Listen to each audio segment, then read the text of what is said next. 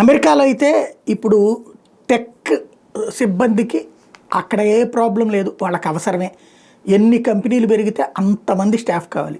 Trump ఏమంటున్నాడో అక్రమంగా రాబాకండి అబ్బాయిలు, అధికారికంగా రండి, H1B వీసాలు తీసుకుని రండి అంటున్నారు. సచ్చినట్టు అక్కడ కంపెనీలకు స్టాఫ్ కావాలన్నప్పుడు H1B వీసా ఇస్తే తద్వారా తగ్గేది కాదు, ఇంకా పెరిగే అవకాశమే ఉంటుంది. నెంబర్ 1. రెండవది, ఇప్పటిదాకా H1B వీసాలు అంటే ఏ సాఫ్ట్వేర్ ఇంజనీర్లో, ఏ డాక్టర్లో, ఇక పైన భవిష్యత్తులో కొత్తగా ఫిట్టర్లు, ఎలక్ట్రీషియన్లు, ఇట్లా ITI పాలిటెక్నిక్ వాళ్ళకు కూడా అవకాశాలు వచ్చే పరిస్థితి ఉంది. ఎందుకంటే తను ఏం చెప్తున్నాడు, అమెరికా ఫస్ట్ అంటున్నాడు, అమెరికా ప్రొడక్షన్ హబ్ అంటున్నాడు. ఇప్పటిదాకా ఏంటి, అమెరికా పెద్ద నష్టపోయింది, లేదా అమెరికా పెద్ద మైనస్ ఏంటయ్యా అంటే దానికి కావలసిన వస్తువులన్నీ చైనాలోనో, బంగ్లాదేశ్లోనో, లేకపోతే ఇంకో దేశంలోనో ఉత్పత్తి చేయించి అక్కడ కొనుక్కుంటాడు. అంటే కంపెనీ అమెరికా వాడిదే, వాడు హెడ్ క్వార్టర్ అమెరికాలో పెట్టుకుంటాడు, పనంతా చేసేది చైనాలోనూ, లేకపోతే ఆఫ్రికాలోనో, లేకపోతే ఇండియాలోనో, ఇట్లా వేరే దేశాల్లో బ్రాంచీలు పెట్టి ఇక్కడ ఉత్పత్తి చేపిస్తే, ఎందుకంటే ఇక్కడ తక్కువకి దొరుకుతారు లేబర్. అక్కడ $100 అవసరమయ్యేది ఇక్కడ 10 మంది దొరుకుతారు,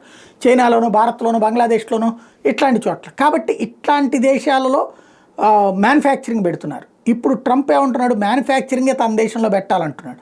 అట్లా ఇప్పుడు మనం అంటున్నాం కదా, ఇండియా ఫస్ట్ అన్నటువంటిది, ఇండియాలోనే మ్యానుఫ్యాక్చరింగ్ కావాలని make in India, made in India అంటున్నాం, PLI అంటున్నాం, పెర్ఫార్మెన్స్ లింక్డ్ ఇన్సెంటివ్ ఇస్తామని చెప్తున్నాం. అట్లాగే ట్రంప్ చెప్తున్నాడు. కాబట్టి ఇప్పుడు ఆయా రంగాల్లో పనిచేసేటటువంటి వాళ్ళు, అంటే మ్యానుఫ్యాక్చరింగ్లో ఫిట్టర్ల దగ్గర నుంచి, ప్లంబర్ల దగ్గర నుంచి అనేక మందికి అవకాశాలు రాబోయే రోజుల్లో ఉన్నాయి. ఇప్పుడే ఇజ్రాయెల్లో మొన్న జరిగినటువంటి యుద్ధం తర్వాత మన వాళ్ళని బోల్డ్ అంతమందిని తీసుకున్నారు, దాదాపు 1,50,000 మంది దాకా. రేపు అమెరికాలో ఇలాంటి వర్గం, ఇప్పటిదాకా చదువుకున్న హైయెస్ట్ ఎడ్యుకేటెడ్ వర్గం వెళ్ళేవాళ్ళు ఇక రాబోయే రోజుల్లో చిన్న చదువులు చదివినటువంటి వాళ్ళకు కూడా పెద్ద అవకాశాలు వచ్చే పరిస్థితి ఉండొచ్చు.